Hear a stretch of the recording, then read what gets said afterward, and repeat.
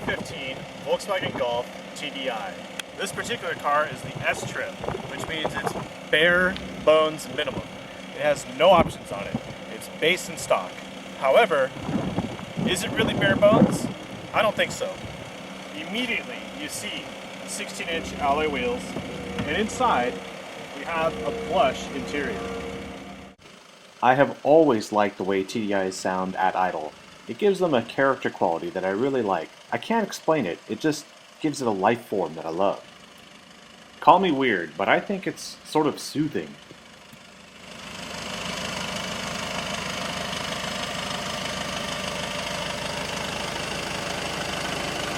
All TDI models come with 4 doors.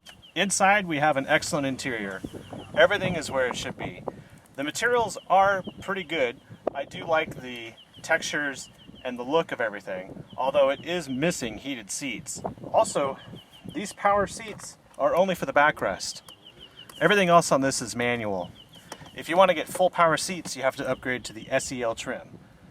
This also is missing a sunroof, and that could be good or bad, depending on whether or not you like the sun.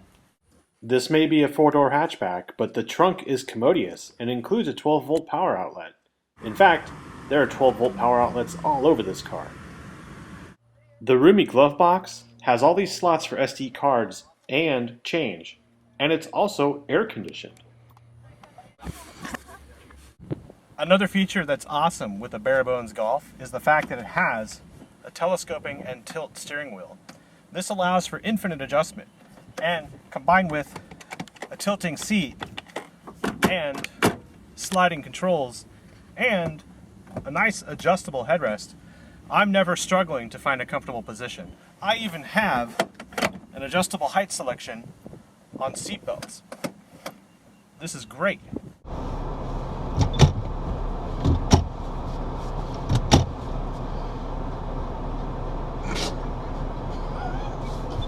The back seat is roomy, however I think there's room for improvement. If you notice, my awesome dog here is struggling because there are only 2 small air vents between the front seats. That's reducing the amount of air circulating through the cabin, and he does always pant when he's in the back of this car. The beauty about this Golf is that the back seats do fold down in a 60-40 fashion, and they do fold relatively flat. You don't want anything sliding into the back of your seats. So this little incline actually is a benefit.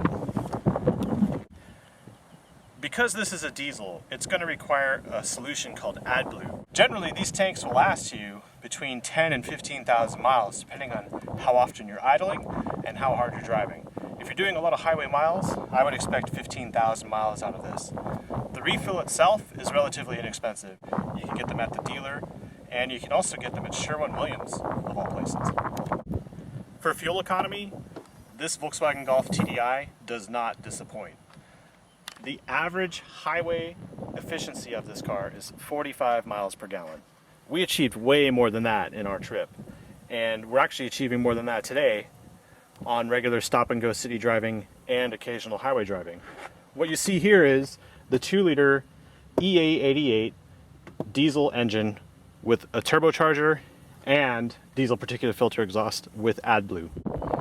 Although this puppy may only produce 150 horsepower, it just gobbles the highway with 236 foot-pounds of torque. All I have to do is put my foot down, keep it in the 6th gear that I'm in, and pass with ease. Big trucks, no problem. Gets around them just fine. In fact, if you downshift to pass traffic, all they're going to see is the back of this car.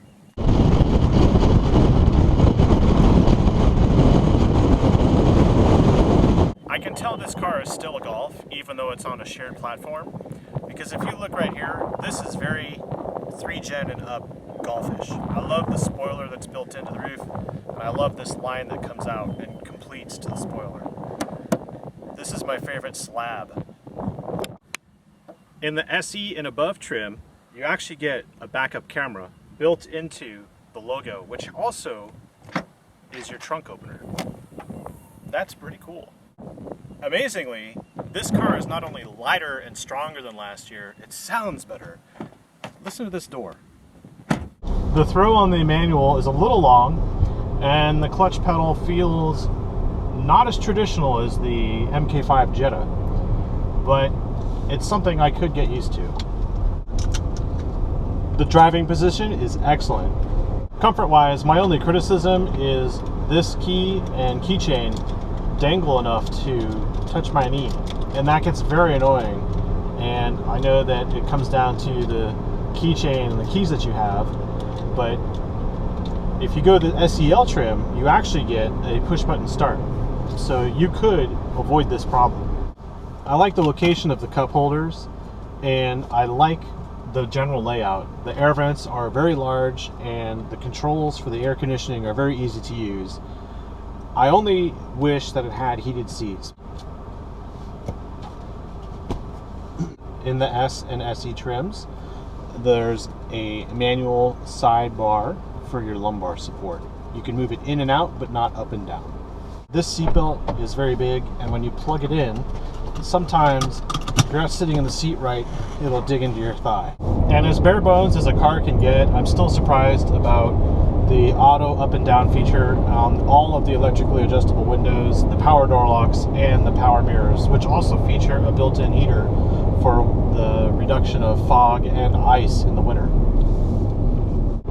In addition to the great seats and the great driving position, I really like the feeling that this steering wheel has built into the form factor.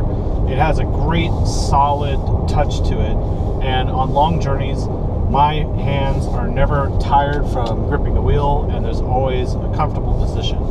It's pretty phenomenal. There's a flat bottom and plenty of controls and little indentations for my thumbs. There's nothing uncomfortable about this steering wheel. It is practically the perfect steering wheel, with the exception of the cruise control buttons. I am not a fan of cruise control buttons on this particular model.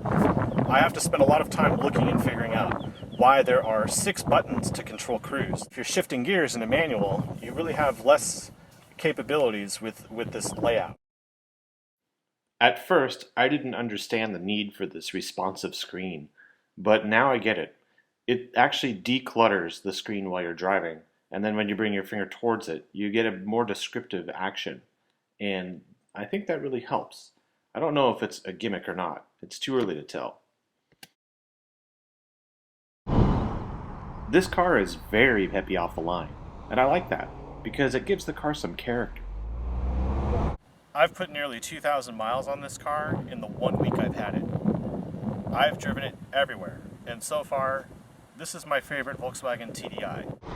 Even though it's bigger than the last model, this car is so small, it's very easy to park. Why would you have an SUV when you can have a hot hatch, like the Golf TDI?